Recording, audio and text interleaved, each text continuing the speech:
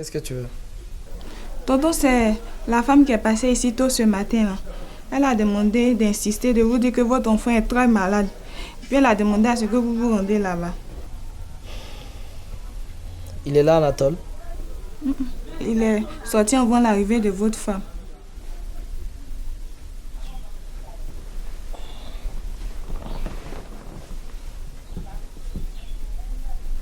Tu me sors encore pareille chose, votre femme. Tu me sors ça encore. Je te vire de chez moi sans préavis, on est d'accord? Pour être honnête, ne gaspillez pas votre argent. Mais pourquoi? Aucun marabout, aucun féticheur, aucun charlatan ne peut guérir votre fille. C'est ma seule fille. Du courage, madame. C'est mon seul recours. Je suis passé partout. La médecine moderne, même les pasteurs. Je n'ai rien trouvé. Faut m'aider, je compte sur toi. Elle a déjà vendu son âme. Et son âme a été partagée.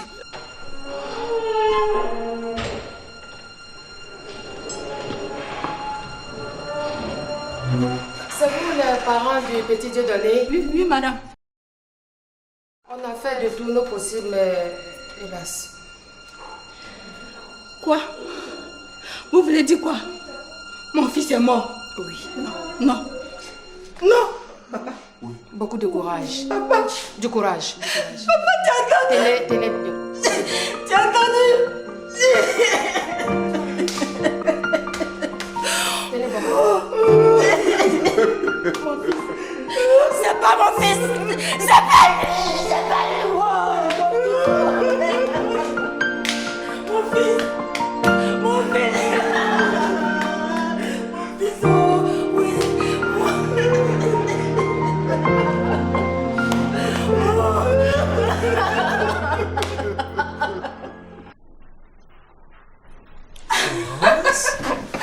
Freddy. Quelle belle surprise.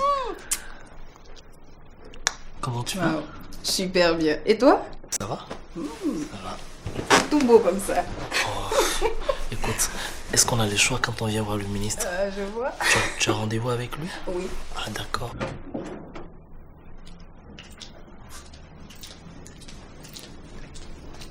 Madame? Oui. Monsieur le ministre vous attend. D'accord. Merci, je viens. Bon, Freddy, je te laisse. Porte-toi bien, Florence. À plus tard. Bye. Merci.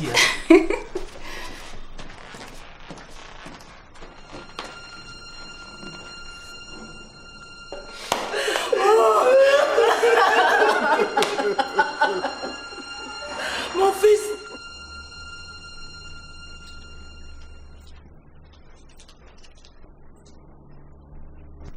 Madame? Oui. Monsieur le ministre vous attend. Merci.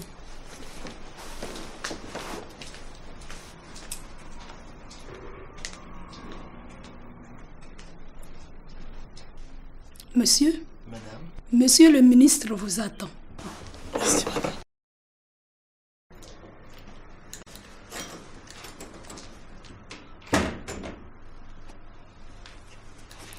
Bonjour, monsieur le ministre. Bonjour, monsieur. Asseyez-vous.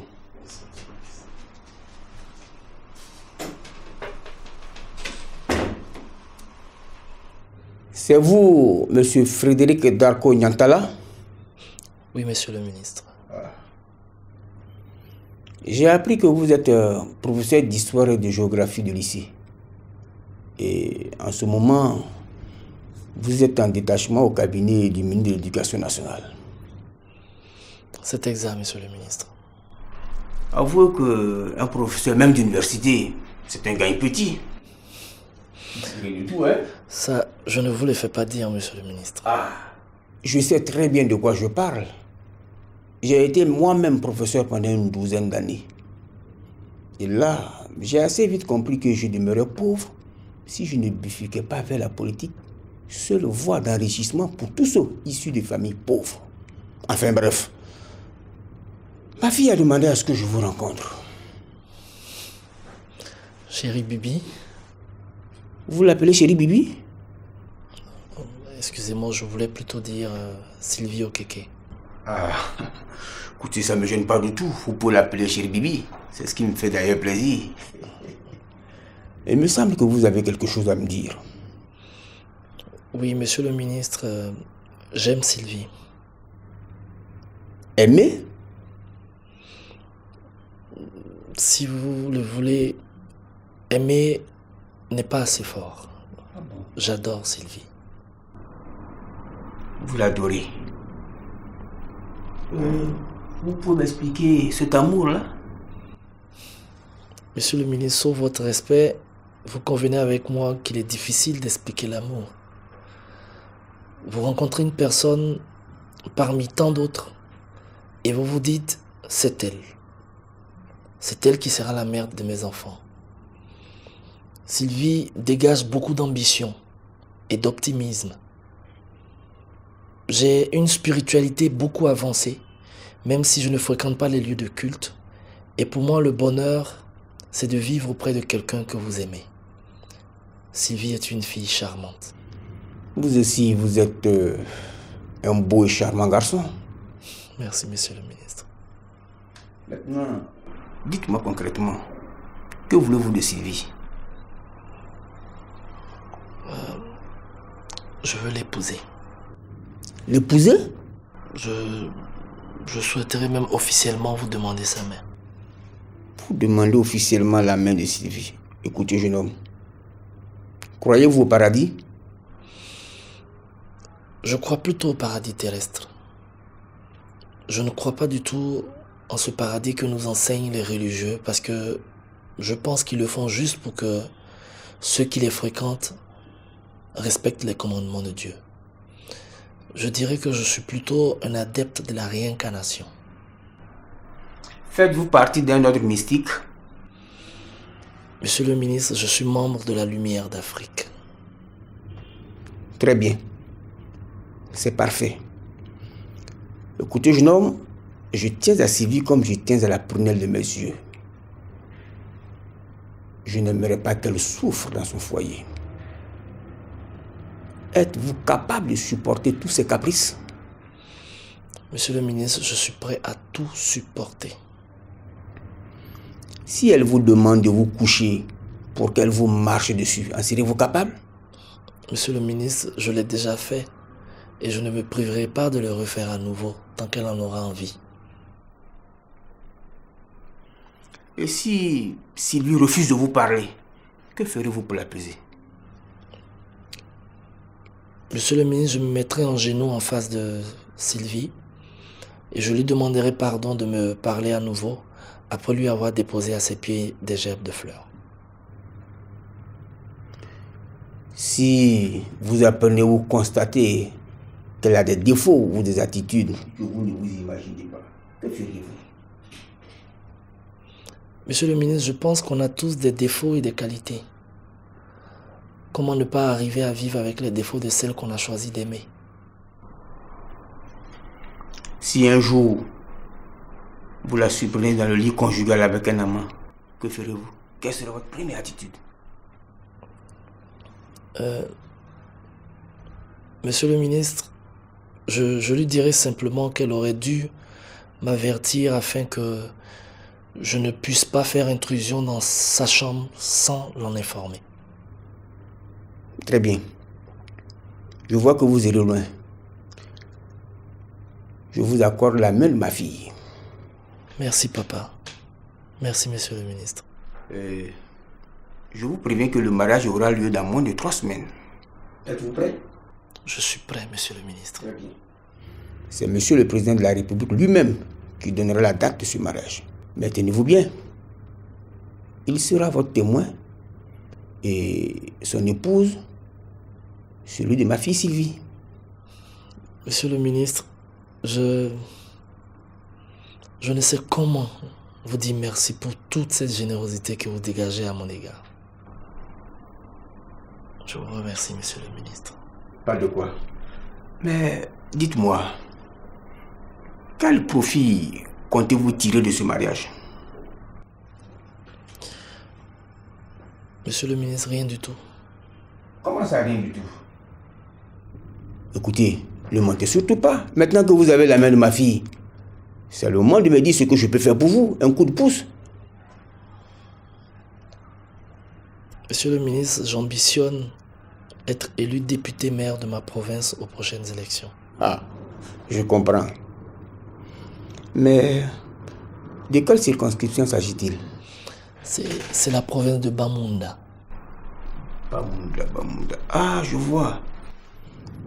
C'est la province où se trouve la circonscription de Famouli et de Dantoula. C'est bien cela. Oui, mais cette région a mauvaise réputation en matière de politique. Hein? Mais je vais vous y aider. Ne vous en faites pas, maintenant que vous serez mon chance, je vais vous y aider. Je vais vous offrir le poste de maire et le siège de député de cette circonscription. Merci, monsieur. Ce que je vous conseille, allez surtout voir les populations. À cet effet, je mettrai tous les moyens à votre disposition. Je dis bien tous les moyens. Véhicules, chauffeurs, carburant. Merci, papa. Bon, écoutez, j'ai beaucoup à faire. Vous allez aller rencontrer mon épouse. Hein? Mon chauffeur va vous accompagner. Merci. Moi, je vais rester au bureau un peu plus longtemps. Merci, monsieur le ministre. Allez. Merci beaucoup. Au revoir, jeune homme. Merci, monsieur le ministre. Merci.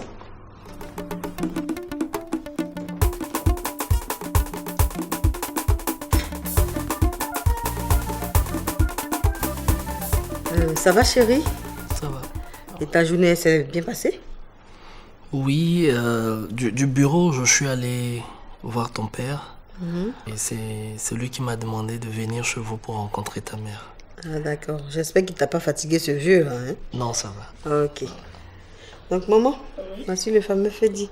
Ah, je suis très heureuse de faire votre connaissance. Merci. Merci. Bon, je ne souhaite que le bonheur de ma fille. En tout cas, elle sera heureuse. Ah, vraiment. Je prierai le Seigneur pour ça.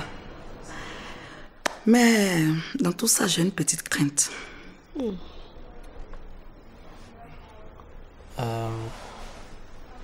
Laquelle, maman? Voilà. Tu viens de m'appeler maman. Donc je peux te tutoyer. Bien sûr. D'accord. Mon inquiétude se situe au niveau de ta beauté. Tu es trop belle homme pour ne pas susciter le désir de beaucoup de femmes. Ma fille que voici, elle est très, très, très possessive. Et je suis sûre qu'elle ne pourra pas supporter des rivales. Ah, ça, maman, tu as raison, hein? Vous voyez? Parce qu'avec le caractère que j'ai là, je vais écraser celle qui s'approchera de mon mec. Et puis, lui arracher les yeux. Gare à celle qui touchera mon chéri. En tout cas, elle n'a pas longue vie. N'est-ce pas, chéri? Bien sûr. Je veux dire que ce serait faux pour un homme qui a chéri Bibi de regarder ailleurs, non? Ah, que Dieu t'entende. J'espère que tout ce que tu dis est réel. Bon, maman, tu peux nous laisser maintenant parce que là... J'allais demander à me lever même. Ne te presse pas. Bon, écoute, tu es ici chez toi. Hein? Ouais, comme tu veux. Merci, maman. Merci, maman. À Merci. tout à l'heure. Oui. Merci, maman. Merci, ta chérie.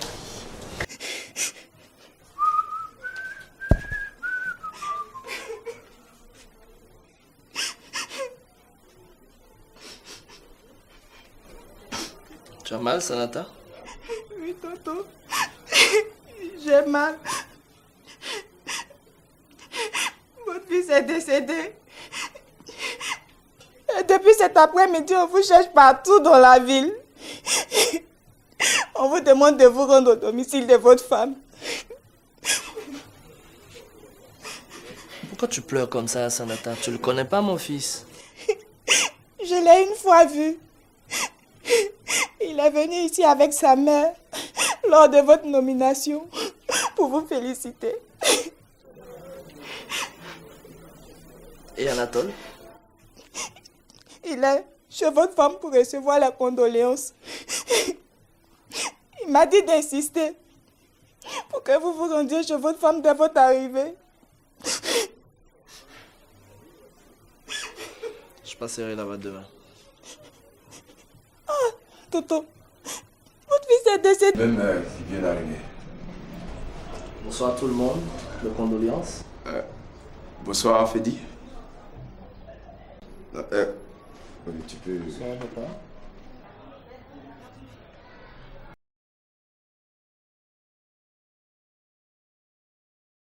Bonne arrivée. C'est où? Oui, oui, ça plaît. Jeune homme. Bien.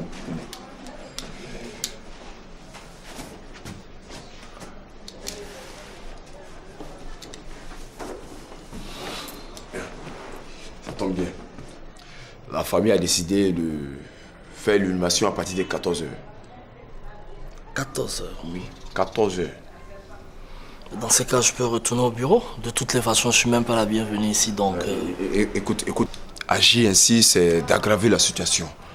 Tu sais, tout le monde est fâché du fait que depuis le décès de l'enfant, tu n'as pas mis les pieds. Et bon, voilà, et que tu es arrogant, tout ça, c'est... Je ne suis pas comme eux. Je suis un homme occupé. C'est simple. Comme tu voudras. Papa, Fedi qui demande la haute parce qu'il a du boulot au bureau. Il va juste finir et revenir aux environs de midi. C'est sûr qu'avec ce qui t'arrive, tu ne seras pas à la fête. Qu'est-ce que tu racontes, Florence? Pour rien au monde. Je ne vais rater l'anniversaire de ma femme. Non, j'y serai. Bien, Monsieur Darko, nous venons une fois encore te présenter nos condoléances. Et cette fois-ci, le ministre nous a chargé de te remettre une enveloppe pour lui aussi te présenter ses condoléances. Tiens.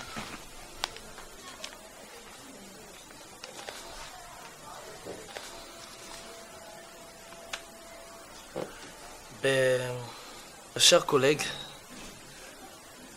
je vous remercie encore une fois. Vous transmettrez au ministre toute ma reconnaissance. Mais vous lui direz surtout à monsieur le ministre que ce malheur ne saurait altérer en aucune mesure la confiance qu'il a mis en moi pour accomplir cette mission qu'il m'a confiée. Je vous remercie encore une fois. Merci pour tout votre soutien. Si on va demander à partir. Je vais profiter. Tu vas profiter avec eux. Et beaucoup de courage. Oui, sans problème. D'accord. Non, je vous accompagne.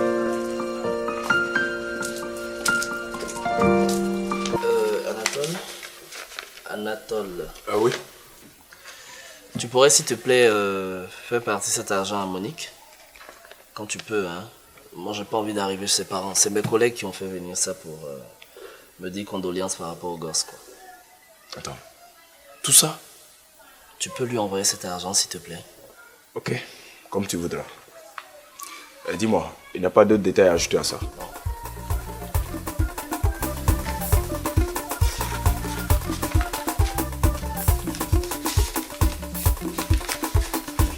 Je vais garder ça.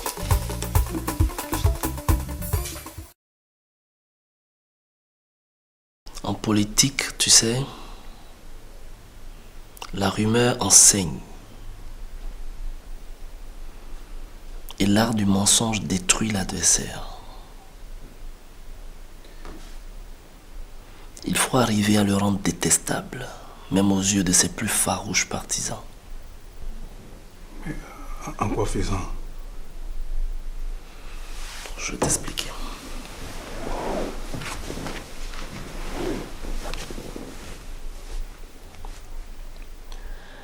N'est-ce pas qu'on reproche à Jacob d'avoir passé beaucoup de temps à l'étranger? Oui. Mais on va même pas le prendre sur ce terrain. N'est-ce pas qu'on le soupçonne de certaines pratiques? Il faut faire courir la rumeur selon laquelle Jacob est homosexuel. Dès demain, je déménage. Quoi? Ma vie a changé là. Tout a changé. Cousin! Ah, Anatole, tout a changé. Si tu sors là maintenant, tu verras une de mes nouvelles voitures.